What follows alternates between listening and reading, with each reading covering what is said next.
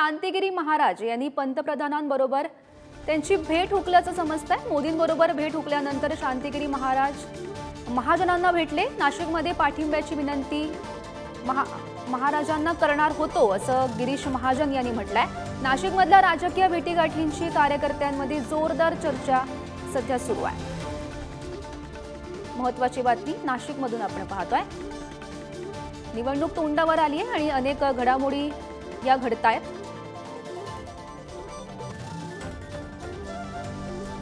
तर अपक्ष उमेदवार शांतिगिरी महाराज हे पंतप्रधानांना भेटणार होते, मात्र त्यांची भेट हुकलेली आहे।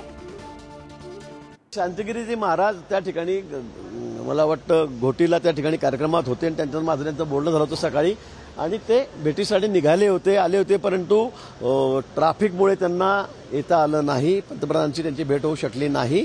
मी त्यांना विनंती केली होती की आपण एकदा भेटू आणि आपण आम्हाला समर्थन द्यावं, जाहीर पाठिंबा दिला तरी चालेल असं मी त्यांना म्हटलेलं होतं। पण दुर्दैवाने त्या दिवशी मोदीजींची त्यांची भेट झाली नाही, कारण सभा सुटल्यावर एवढी गर्दी होती की त्या ट्रॅफिकमध्ये ते अडकले आणि ते सभेपर्यंत सभास्थानापर्यंत येऊ शकले नाही, त्यामुळे ती भेट झाली नाही।